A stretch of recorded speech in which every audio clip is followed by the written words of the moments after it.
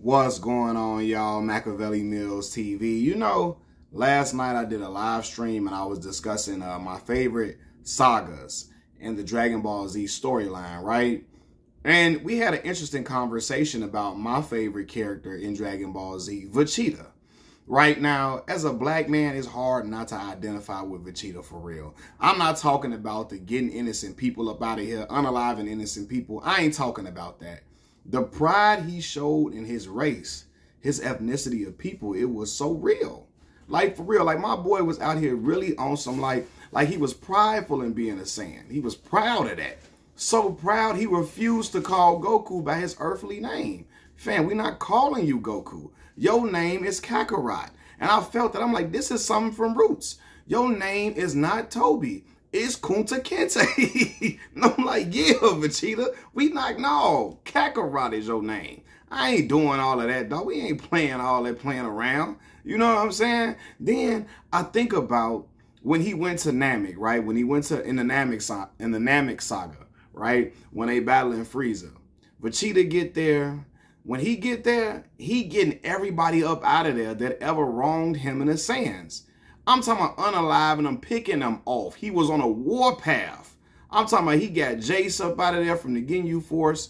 He got Goldo up out of there from the Ginyu Force. Got Dodoria and Zarbon up out the way. Like, was getting other Frieza, other henchmen up out of there. Even in the dang on in the Garlic Jr. saga, Vegeta makes an appearance not on Earth, but we see him going around the other planets, like exterminating Frieza's other forces. And I'm like, he getting his Nat Turner on. I gotta respect it. I'm like, yo, getting your oppressors up out the way, for real, and showing that pride. I say, fam, hey man, I respect it.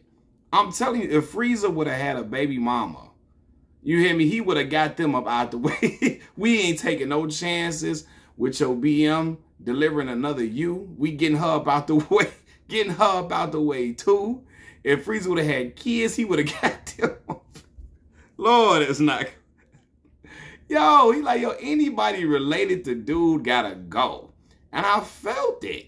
You know what I'm saying? Even in the little speech, when Vegeta about to get up out of there, about to check out, he down and out Frieza and did what he did to him, beat him to a pulp, and he telling Goku, Kakarot, he's telling Kakarot, he say, man, listen, all the stuff he did to our people, all the stuff he made us do, he made us his slaves.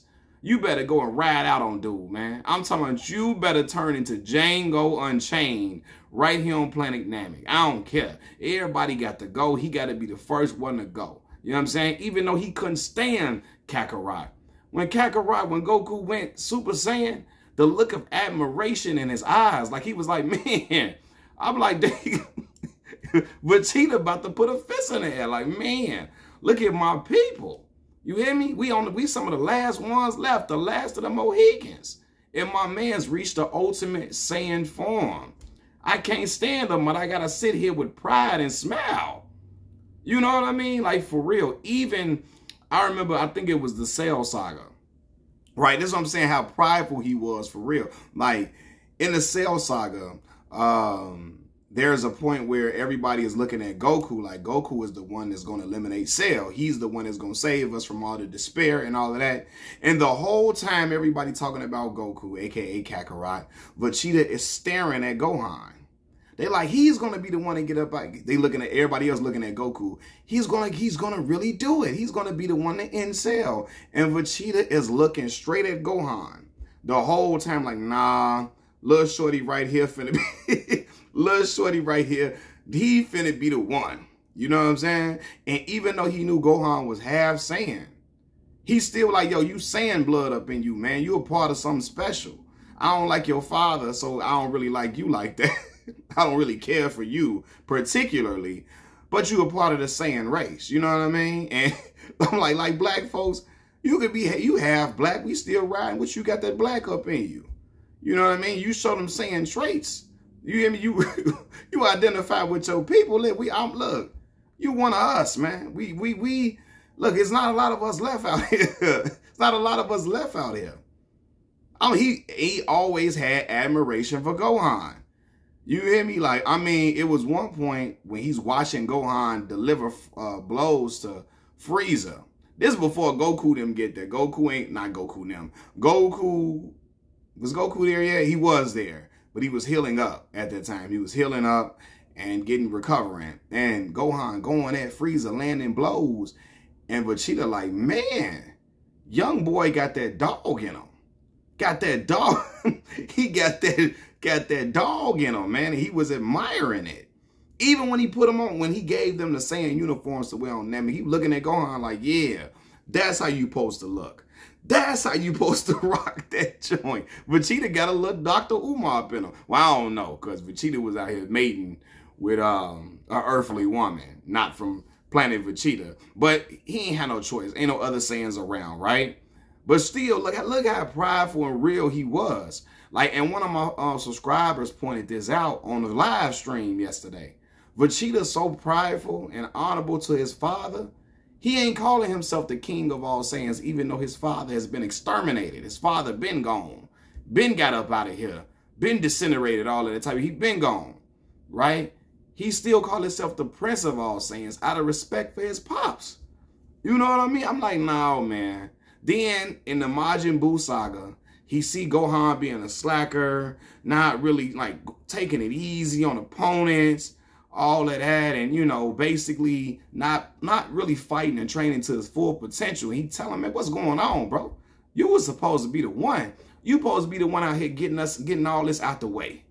And Vegeta personally, he wouldn't like to be saved by Gohan, but he like, fam, you had all this going on. You was a young boy. Because Gohan was stronger than Vegeta and Goku at that age, you know, at his age. He was stronger than both of them. He like, yo, you supposed to be the one.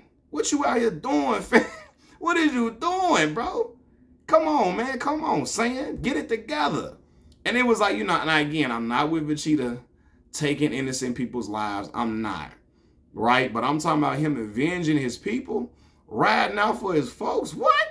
On Planet Namek, he was on a war path, you know. Even like for real though, like he really, in his character arc for real, I believe he has the best character arc from going from an evil, really despicable person to really developing some traits in him to be on the good guy's side, even though he had that. You know, he had selfishness in him. He still was on the good guy's side and flipped over and was still able to fight valiantly every time, training valiantly, training to the highest degree to get whatever he wanted to achieve. That's admirable. I'm talking about locking in to reach certain heights. He's looking at Goku or Kakarot as motivation to get to that ultimate level and striving to be the best every single time, giving it all, ain't never giving up, ain't quitting. It's wartime. It's willing to go down on his shield, go out on his shield every single time. I'm like, nah, man, dude, a dog, man. And he had just a certain type of bravado about him. He wasn't going for none of that, you know. And again, when I see riding out for his people though, getting everybody out the way that got down on his people, he was Nat Turner. We ain't listen. I don't care. We not sparing nobody. So that's what I ain't like about Goku. So he want to spare everybody. Some people can't be spared. For the world to be a better place, we got to get some people out the way. You know what I'm saying? But I ain't gonna lie, I felt Dende, because Dende ain't want to revive him on Namek, and I felt that. Like, Dende, Vegeta didn't got some of your people up out here. Dende like, hey, I ain't reviving, dude. They like, revive him, Dende, shit, I'm not too, listen, we can keep on delivering fatal blows to Gohan, and I can revive him so he can get that Zenkai boost, and he can get strong enough to fight Frieza, but the hell with Vegeta. I respect it. But anyway, Vegeta, the best character on Dragon Ball Z to me, best character arc, all of that by far. Machiavelli Mills TV.